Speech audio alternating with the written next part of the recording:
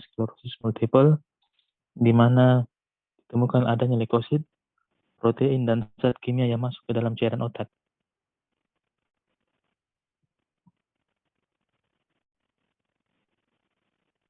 Adapun teknik pengambilan bahan cairan cerebrospinal atau cairan otak itu, cairan otak diperoleh dengan tindakan fungsi lumbal pada daerah vertebra lumbal 3, 4, atau 5, di mana volume yang diambil itu, jika tekanan otak normal, kurang lebih yang kita ambil itu sekitar 20 cc atau 15% dari cairan otak total. Jika tekanan otak mengalami peninggian atau rendah, itu kita mengambil kurang lebih 1-2 cc saja. Karena takutnya nanti terjadi gangguan pada saat pengambilan cairan otak. Adapun bahan pemeriksaan yang telah kita ambil itu ditampung dalam 3 tabung steril, di mana tabung pertama itu kita gunakan untuk pemeriksaan kimia dan serologi, tabung kedua untuk mikrobiologi, dan tabung ketiga untuk hitung jumlah eritrosit, leukosit, hitung jenis leukosit, dan sitologi.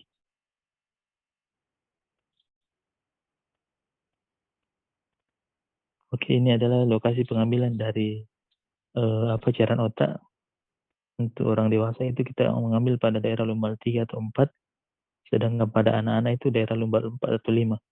Jadi posisinya berbaring, miring, terus kayak posisi menekuk, ya, lutut dan tangan menekuk. Posisinya supaya bisa daerah lumbalnya bisa terbuka untuk diambil cairan otaknya. Next. Adapun indikasi dan kontraindikasi dari pengambilan cairan otak melalui fungsi lumbal, indikasinya itu jika terjadi infeksi, apakah dia meningitis atau ensefalitis atau abses otak, jika terjadi pendarahan, apakah ada pendarahan di subarachnoid atau intracerebral, jika terjadi penyakit neurologik, sklerosis multiple, dan sindrom Guillain-Barré, ada keganasan, leukemia, peningkatan sel-sel darah putih, leukosit, ada limfoma, dan ada metastasis karsinoma, adanya penyebaran dari suatu keganasan. Apakah ada tumor di otak ataupun tulang belakang, dan indikasinya adalah untuk pengobatan, baik secara kemoterapi, anestesi, melalui penggunaan kontras media radiologi, ataupun terapi antibiotik. Adapun kontraindikasinya adalah jika terjadi septikemia atau terjadi sepsis. Yang pertama itu adanya infeksi sistemik dan adanya infeksi medula spinalis yang terlokalisasi.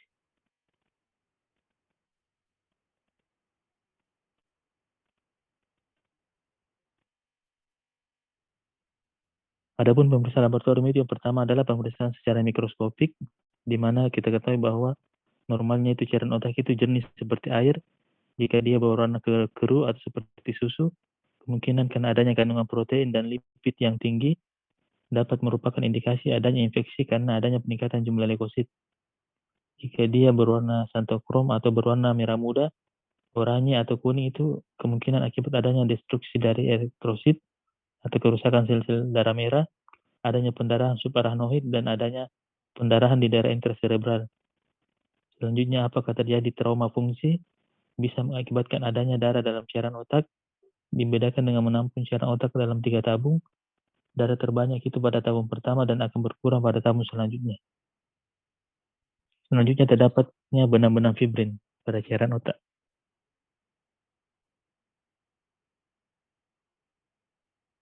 Adapun ini kita lihat secara makroskopik, itu adalah jika dia jernih berarti normal, jika dia keruh ya berarti terjadi penyebabnya itu karena adanya leukosit, adanya mikroorganisme, adanya protein. Bisa bermakna adanya suatu proses meningitis atau adanya kelainan pada sawar otak, atau terjadi peningkatan produksi antibodi IgG dalam otak. Jika dia penampilannya kayak berlemak, kemungkinan karena pengaruh dari kontras radiologi.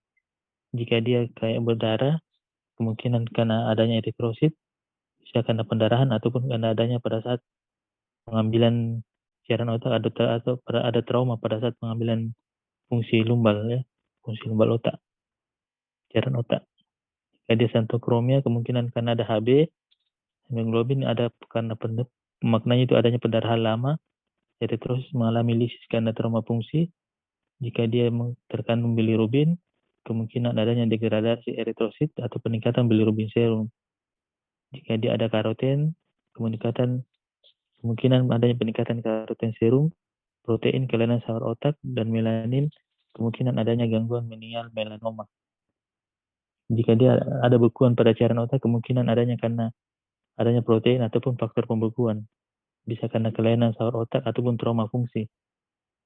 Jika dia pelikel, kemungkinan ada protein, faktor pembekuan, sama dengan di atas ada kelainan sel otak atau kemungkinan adanya meningitis tuberkulos.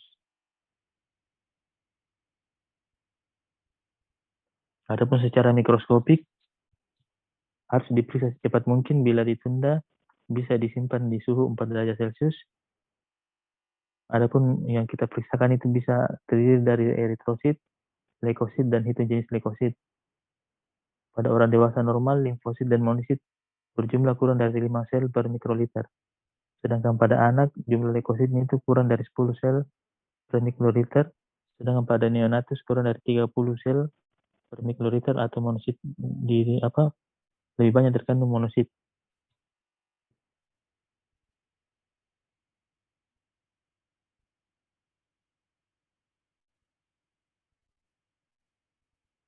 Adapun kelainan cairan otak terkait dengan jenis sel yang dominan itu kita bisa lihat tergantung jenis selnya, apakah ada sel limfosit lebih dominan, apakah neutrofil atau monosit ataupun makrofag. Jadi jika dia limfosit, apakah dia normal, apakah dia terkandung virus atau adanya TB tuberkulosa dan meningitis jamur ataupun sklerosis multiple. Kelainan mikroskopiknya itu ada pada semua stadium atau adanya kelainan limfosit. Begitupun pada neutrofil, bisa karena meningitis bakteri, adanya infeksi virus secara dini, tuberkulosis dan meningitis jamur, dan adanya pendarahan cerebral. Adapun kelainan mikroskopik bisa ditemukan granula yang berkurang dibandingkan dengan sel darah, tapi bisa juga karena sel mengalami disintegrasi. Sedangkan pada monosit, bisa didapatkan campuran monosit dan limfosit, sedangkan makrofag itu adalah kemungkinan adanya eritrosit dalam cairan otak karena pengaruh media kontras, dan bisa menyebabkan mungkin dapat eritrofagositosis dengan bentuk vakuola atau ghost cell atau granula hemosiderin.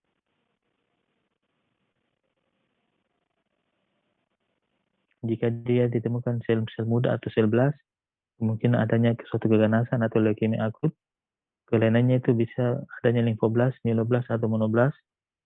Untuk sel-sel limfoma bisa ditemukan limfoma dengan metastasis. Kelainan mikroskopiknya adalah limfosit dengan cleft nuclei.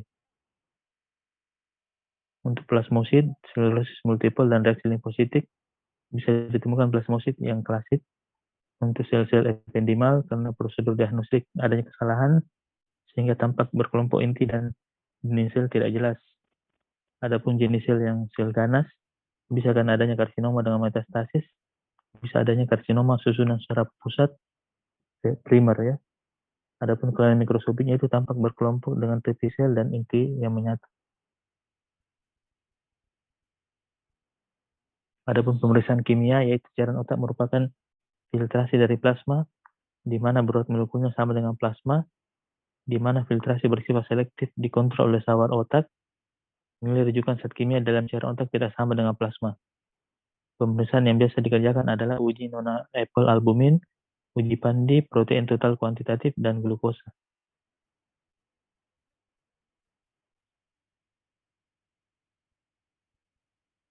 Adapun pemeriksaan protein kuantitatif yaitu dengan uji nona apple, yaitu untuk mengetahui adanya globulin dan albumin dalam cairan otak dengan reagen larutan aluminium sulfat jenuh 80 gram per 100 cc air suling. Adapun uji globulin, masukkan ke dalam tabung reaksi kecil 500 mikroliter cairan otak, kemudian alirkan 500 mikroliter reagen nona melalui tabung perlahan. Bila positif, akan didapatkan cincin berwarna abu-abu putih dalam beberapa detik. Lakukan pengamatan selama 3 menit. Bila masih terdapat cincin, kocoklah isi tabung dan baca hasilnya. Adapun penilaiannya atau interpretasinya, jika cincin terbentuk dalam waktu 3 menit dalam latar belakang hitam dan setelah dicampurkan ke menghilang, itu adalah positif 1. Jika positif 2, terbentuk cincin dalam waktu 3 menit berwarna keruh lemah. Jika dia positif 3, terbentuk cincin dalam waktu 3 menit berwarna keruh Jika dia positif 4 terbentuk cincin dalam waktu 3 menit yang berwarna sangat keruh.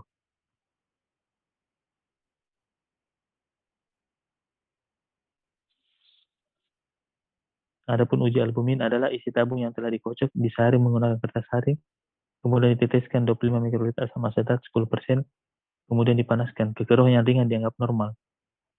Penilaiannya jika dia kekeruhan ringan berarti negatif, jika dia positif 1 kekeruhan dengan endapan halus, positif 2 kekeruhan dengan endapan berupa flokulasi ringan, dan positif 3 jika cairan yang jernih dengan flokulasi berat.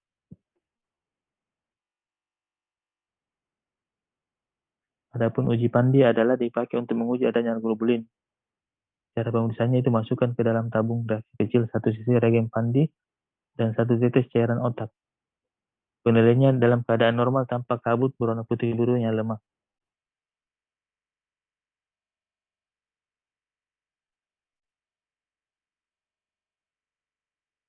Adapun perubahan kadar protein cairan otak itu bisa mengalami peningkatan ataupun penurunan. Jika dia mengalami peningkatan, kemungkinan kena adanya meningitis, pendarahan, tumor primer otak, sklerosis multiple, sindrom Guillain-Barré, neurosifilis, polineuritis mixed edema, penyakit Cushing, penyakit jaringan ikat, diabetes mellitus, ataupun uremia. Jika dia mengalami penurunan kadar proteinnya, kemungkinan adanya kebocoran cairan otak atau trauma akibat pasca fungsi lumbal, dan adanya pembentukan cairan otak yang cepat, dan adanya intoksikasi air.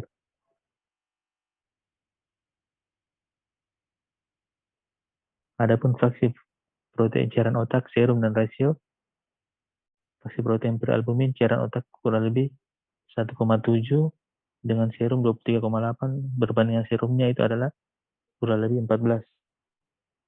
Jadi dia fraksi protein albumin cairan otaknya 15,5 mg per desiliter, serumnya 3.600, kemungkinan rasio serumnya adalah 236. Begitu seterusnya untuk seroloplasmin, transferin, IgG, dan IgA.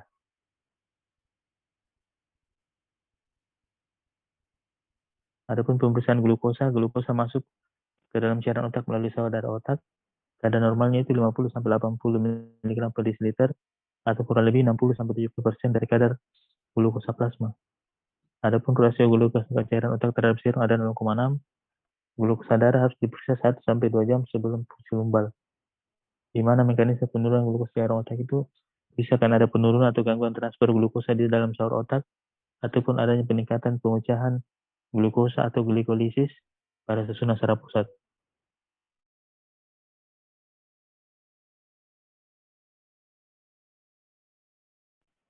Adapun penurunan kadar glukosa cairan otak itu bisa karena penurunan kadar glukosa plasma, adanya proses infiltrasi sel-sel metastasis dari satu keganasan, adanya tumor primer di selaput otak, adanya meningitis. Pada meningitis viral, tidak didapatkan penurunan kadar glukosa cairan otak, tapi didapatkan peningkatan jumlah leukosit, terutama limfosit.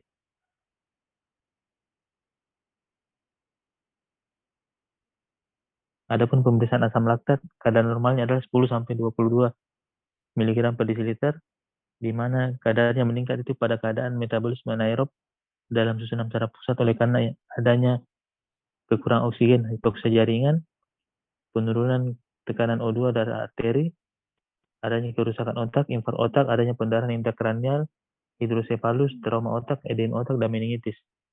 Berguna untuk membedakan jenis meningitis, yaitu meningitis viral dengan jumlah 25-30 mg per desiliter dan meningitis bakteri lebih dari 35 mg per desiliter.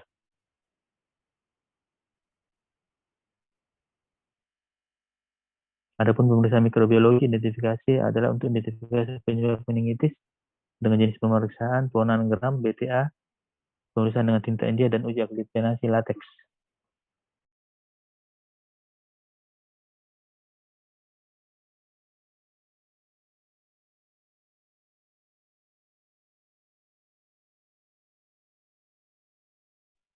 Hasil pemeriksaan laboratorium pada meningitis itu kita bisa lihat antara meningitis bakteri, virus, dan TBC, jumlah leukositnya meningkat ya.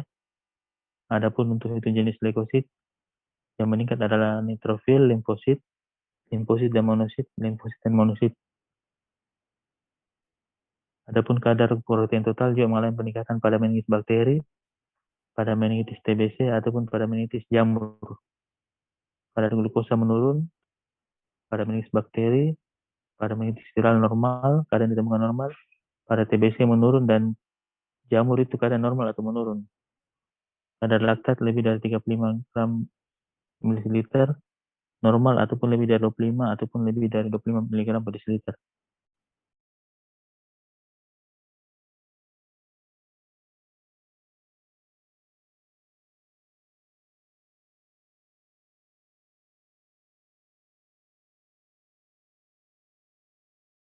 Ada pada penggunaan gram adalah untuk mendeteksi adanya bakteri atau jamur. Caranya adalah dengan sentrifugasi 1.500 gram selama 15 menit. Cairan otak disentrifugasi. Setelah itu diambil sedimennya dan diberikan pewarnaan dengan gram. Kultur juga dilakukan piakan atau kultur dari sedimen cairan otak. Organisme yang didapat dari kultur itu bisa bermacam-macam, bisa Coccus gram positif adalah Streptococcus pneumonia, Streptococcus agalactiae. Sedangkan pada Coccus gram negatif bisa Neisseria meningitidis, pada batang gram positif bisa Listeria monocytogenes, pada batang gram negatif bisa Escherichia coli atau Haemophilus influenza.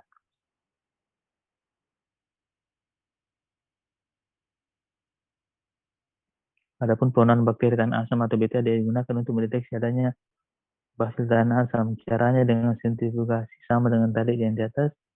Kita lakukan pemutarannya sentrifugasi 1.500 gram selama 15 menit dengan cara diambil sedimennya dan diambil dan diwarnai dengan pewarnaan Snellen atau basil tahan asam. Adapun dengan pewarnaan tinta India adalah untuk melihat adanya kapsul dari Cryptococcus neoformans didapatkan pada penderita AIDS dengan komplikasi dan meningitis Cryptococcus. Bisa juga dengan uji aglutinasi latex bila diduga ada antigen Cryptococcus dalam cairan otak dan serum, di mana uji aglutinasi latex itu lebih sensitif daripada tinta India. Bisa juga dengan pemeriksaan imunologi dilakukan bila ada dugaan neurosifilis dengan memeriksakan PDRL dalam cairan otak dan darah.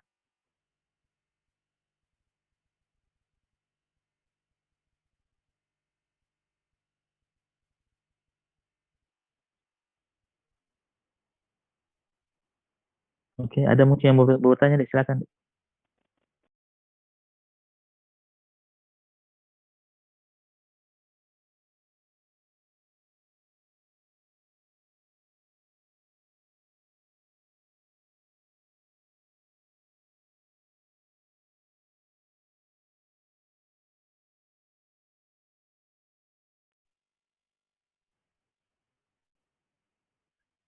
Oke, silakan deh. Siapa ada yang mau bertanya?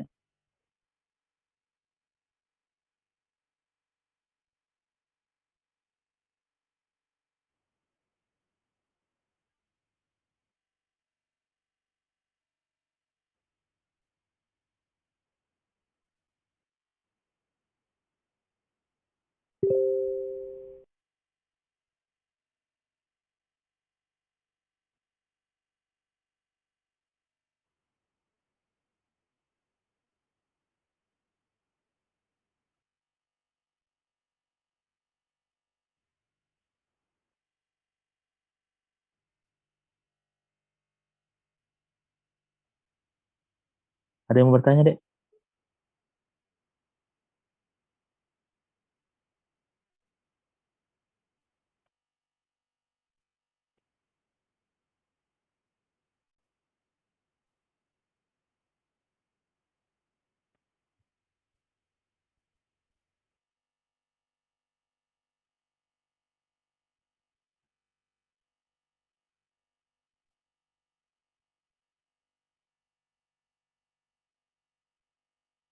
Oke, kalau tidak ada saya rasa cukup ya. Bagaimana Pak Ketua? Tapi dok ya dok, Iya, tidak ada saya yang bertanya ini. kalau dari yang offline yang di mini hall, tidak ada yang ingin ditanyakan Pak. Yang online juga tidak ada, Dek.